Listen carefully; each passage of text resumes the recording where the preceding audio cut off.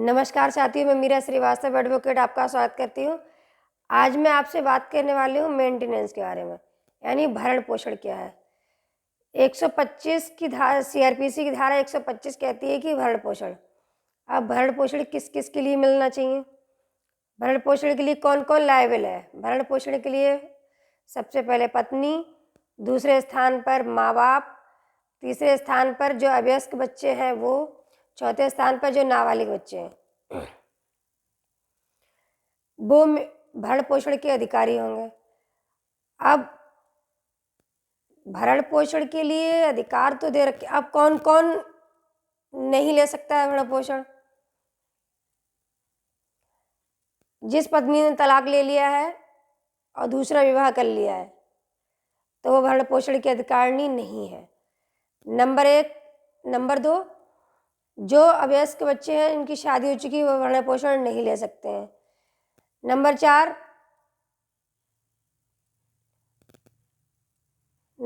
के बारे में मैं आपको बताऊंगी कि अगर आप नहीं कहना चाहूँगी इस चीज़ के लिए, सॉरी। और मैं आपको बताना चाहूँ कि अब कहती हैं कि वो थोड़ा पर्सनल होके बात करना चाहेंगे अब कि 125 तो आप वैसे आप कहते हैं ना कि पुरुषों के हम बराबर हैं, पुरुषों के कंधा से कंधा मिलाकर काम करेंगे। और जब बात आती है मेंटेनेंस के बारे में, यानी भरण पोषण के बारे में, तो आप अबला बन जाती हो। ऐसा क्यों है? जो माँ बाप आपको शादी करके घर लेके आए उनके लिए आपने अनाथालय पहुंचा दिया, क्या कभी पुरुष ने आज मेंटेनेंस के लिए कि पत्नी के ऊपर मुकदमा किया है? नहीं किया है। क्या कोई सास ससुर ने आज तक कोई बहू के ऊपर मुकदमा किया है मेंटेनेंस के लिए? नहीं किया है। क्यों नहीं किया है? क्या अपनी बहू से वो मेंटेनेंस नहीं ले सकते? कानून में है कि वो अपने जो माता पिता परेशान है अपने बच्चों से, वो 125 सीआरपीसी के तहत मेंटेनेंस पाने के हकदार हैं। वो अनाथालय नहीं जाएंगे, वो उनके लिए भी हक बनता है कि आप मेंटेनेंस के लिए आए। वो बहू से मुकदमा करके अपना खर्चा ले सकते हैं, मेंटेनेंस ले सकते हैं, कानून कहता है। क्या कभी पति ने अपनी पत्नी के ऊपर मुकदमा किया 125 का? नहीं किया है। कहते हैं कि जिंदगी बर्बाद कर दी आपने हमारी। जिंदगी एक की बर्बाद नहीं होती, जिंदगी हमेशा दोनों की बर्बाद होती है, चाहे वो लड़का हो या वो लड़की हो। और महत्वपूर्ण आपके लिए एक बात बता दें, सबसे ज़्यादा बिगड़ता किसका है? हमेशा लड़की का ही बिगड़ता है, लड़के कुछ नहीं बिगड़ता है। आप मेंटेनेंस के चक्कर में 7 साल, 5 साल, 12 साल, 10 साल आपने अपनी महत्वपूर्ण के वो पल, खूबसूरत पल आपने बिता दिए। अब मेंटेनेंस क्या, अगर बन गया तो भाई 3,000 महीना या 5,000 महीना, इससे क्या होता है?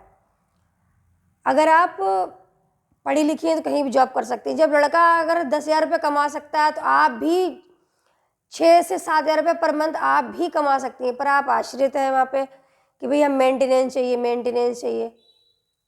तो आप आश्रित क्यों हैं उस पर?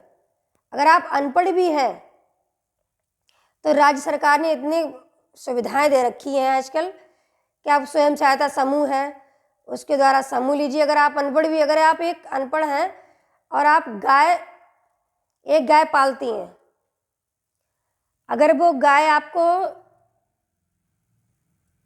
2 लीटर दूध सुबह, 2 लीटर दूध शाम को देती है, दूध की कीमत इस समय 55 रुपये से 60 रुपये प्रति किलो, तो 200 रुपये, 220 रुपये की पर डे तो आप ही मजदूर हो गई। जो लड़का 6,000 कमा सकता है, 8,000 कमा सकता है, आप भी 6,000 रुपये पर मंथ कमा सकती हैं। पर आप मेंटेनेंस चाहिए, या तो उसकी ज़िंदगी में रहिए, आप पूरा हक खर्चा उठाएगा आपका, और आप नहीं रह सकती हैं तो अपनी ज़िंदगी बर्बाद करे पड़ी कोर्ट कचहरी चक्कर में, कि वकील नहीं चाहते कि आपका कभी समझौता हो। मैं भी एक वकील हूँ, मैं भी इसलिए कहती हूँ कि कोर्ट में समझौते नहीं होते हैं। फैमिली कोर्ट, भाई हम तो किताब के साथ चलेंगे, जो किताब कहती है वो करते रहेंगे।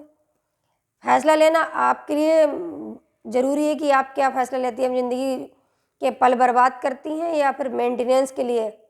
मेंटेनेंस में आप भी सफ़र करती हैं, जो अगर बच्चे हैं आपके पास। मैं सबके लिए नहीं कर रही, जो बच्चे हैं वो भी बेचारे सफ़र करते हैं, कहीं न कहीं वो भी परेशान होते हैं इस चीज़ के लिए। तो आप आत्मनिर्भर बनिए, यानी मेंटेनेंस क्या है? मेंटेनेंस तो कोर्ट कब तय करेगी जाके। आप आत्मनिर्भर बनिए, आत्मनिर्भर बनेंगी तो किसी आपको मांगने की ज़रूरत भी नहीं पड़ेगी। वो अगर आपको 3000 रुपये दे भी देगा, उससे गुजारा होता है? 3000 रुपये पता भी नहीं चलते जाते कहाँ हैं। इससे आत्मनिर्भर बनो, पढ़ो, अगर पढ़ी लिखी हो तो ज़्यादा अच्छा है, नहीं पढ़ी लिखी हो तो बिजनेस कोई डालिए ऐसा। सरकार आजकल लोन दे रही है, स्वयं सहायता समूह दे रही है, हर बैंक आधार कार्ड से आपको लोन दे रही है, आपकी इतनी हेल्प कर रही है, फिर भी आप नहीं आगे बढ़ पा रहे। कोर्ट कचहरी में अपनी 12 साल ज़िंदगी बर्बाद कर दे रहे हो। जो महत्वपूर्ण होते हैं ज़िंदगी के दिन, वो बर्बाद कर दे रहे हो। या तो आप साथ रहिए, नहीं तो फिर ख़त्म करिए, आगे बढ़िए। आपको जिसको बुरा लगे, बुरा लगता हो तो आप हमें कमेंट्स करके बताइए, मैंने बिल्कुल सही कहा है।